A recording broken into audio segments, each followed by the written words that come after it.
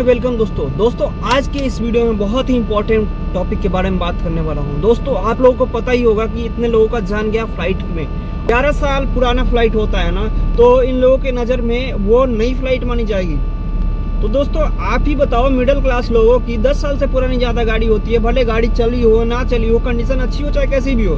दिल्ली में 10 साल से पुरानी डीजल गाड़ी, अगर इंजन आपका कितना ही बढ़िया हो, उसको लेके कबाड़ में फेंकना पड़ता है।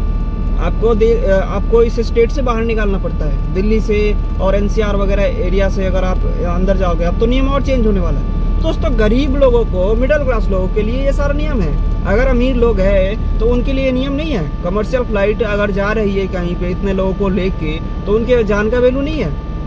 अगर नियम है कि 10 साल पुरानी डीजल इंजन नहीं चलेगा, 15 साल से ज़्यादा पुराना इंजन नहीं चलेगा। ये मेरी गाड़ी है, 11 साल पुरानी है, 11 साल पुरानी है, अच्छी कंडीशन में है, ठीक ठाक है, चल रही है।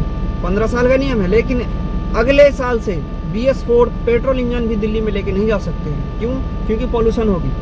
और जो फ्लाइट ऊपर से जब जाती है, 15 साल पुरानी हो या 20 साल पुरानी हो, तो क्या वो ऑक्सीजन छोड़ती है? तो दोस्तों मेरा सवाल गवर्नमेंट से है कि अगर 10 साल पुरानी गाड़ी आप नहीं एंटर करने देते हो, इंडिया में नहीं चलाने देते हो, दिल्ली में नहीं चलाने देते हो, तो फिर वो फ्लाइट को क्यों एंटर करने देते हो दिल्ली में? क्यों?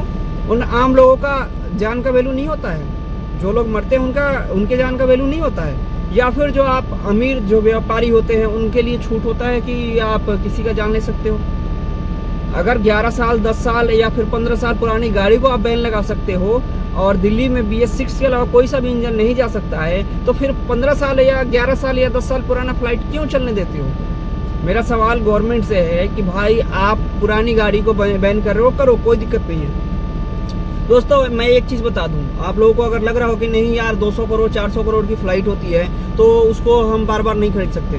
दोस्तों मैं अगर आपको क्लियर करूं ना, तो जितना आपके नज़र में, जितना आपका गाड़ी वैल्यू करता है ना, उससे बहुत ही कम वैल्यू करता है उन लोगों के नज़र में 200-400 करोड़ रुपए। क्योंकि दोस्तों वो उसी से कमाते हैं, उनका वही रोजी रोटी है, उसी से कमाते हैं, तो उनके नज़र में उसका वैल्यू बहुत कम है। उनके लिए एक फ़्लाइट से कोई ज़्यादा फर्क नहीं पड़ता है। बट आपके पास कितना गाड़ी होगा? मिडिल क्लास लोगों से मैं पूछ रहा हूँ, एक गाड़ी होगा, बहुत लोगों के पास तो होगा ही नहीं, और बहुत लोगों के पास होगा भी तो 2 होगा, 3 होगा, 4 होगा। जिनके पास फ्लाइट होती है ना 100, 500, 200, 400 इस में फ्लाइट होती है, तो उनका अगर एक फ्लाइट नहीं भी होगा ना, तो उनको ज़्यादा फर्क नहीं पड़ता है। बट दोस्तों आप लोगों का जान अगर नहीं होगा ना, तो आप लोगों को बहुत फर्क पड़ेगा। तो मेरा सवाल बस गवर्नमेंट से है, या तो आप 10 साल से पुराना फ्लाइट बंद कर दो, जैसे आप गाड़ी को बंद कर रहे हो, नहीं तो फिर गाड़ी को भी बैन क्यों कर रहे हो?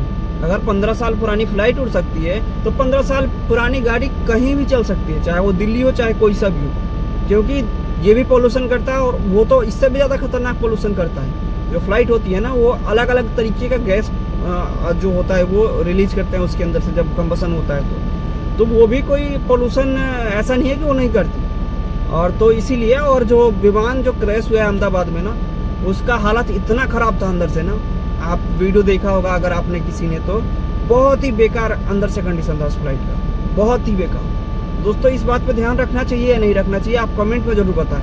11 साल पुराना गाड़ी है मेरा, 11 साल पुराना गाड़ी है ना, तो ये अभी चल रहा है। अगले इसी साल में लास्ट एंड में दिल्ली में मैं इसको लेके नहीं जा पाऊंगा, क्योंकि उसमें नियम आने वाला है कि भाई BS6 ही जाएगा।